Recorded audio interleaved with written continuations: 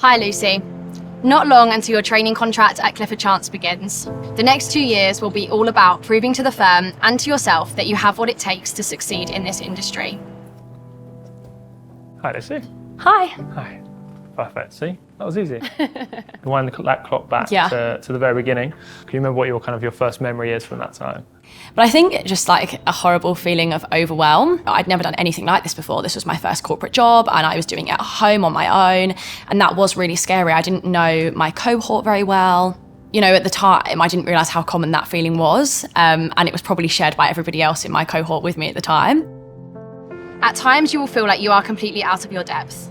You might even ask yourself if you were ever even cut out for the job in the first place, or if Clifford Chance have made a complete mistake by hiring you.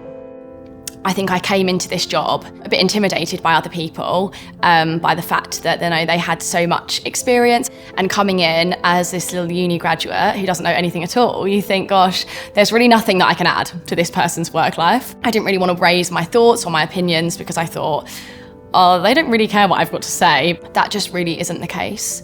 They don't always look at things from the same way that you do, and that's definitely something that I've learned.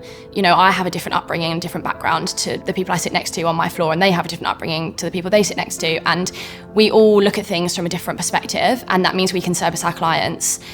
You know, that has definitely helped me overcome my imposter syndrome by just knowing that I can look at things differently to other people, and there is value in that, even when I thought there wasn't.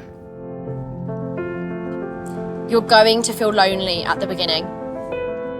This job can be lonely sometimes, and that is definitely one of the realities of it. And I think in the beginning, you do set such a high standard for yourself. And I thought that I had to be the best and show that I was the best. And I think that can definitely make you more insular, because my days were focused on doing the absolute best work product I can do and like really overanalyzing everything that anybody said to me, or probably not focusing as much on building those kind of working relationships.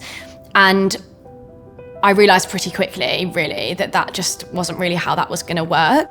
The truth is, you're not alone. They want you to succeed. Lean on the support networks, learn to trust the people around you, and believe in yourself. Recently, I was closing a synthetic securitization, so quite a big finance transaction, and the hours were quite long. I was here until the early hours pretty much for a full week, and that is quite hard, and it's quite hard to, balance that sometimes with your personal life or, looking after yourself as you might normally. And it's obviously not always like that. It has such, peaks and troughs. But during that time and during that week, my friends knew that it was a tough time, and, they brought me food into the office, or I had a parcel being delivered, so they picked it up from me, or they just, I think we all look after each other, even if it's just a message on Teams, just to say, hang in there, you're doing a great job. I think you need that when you're training. It's been really nice to have people to fall back on. What do you feel like is the most important line of your letter? Such a great question. I think the most important line of my letter is, you don't have to be perfect, just remember that every challenge is an opportunity.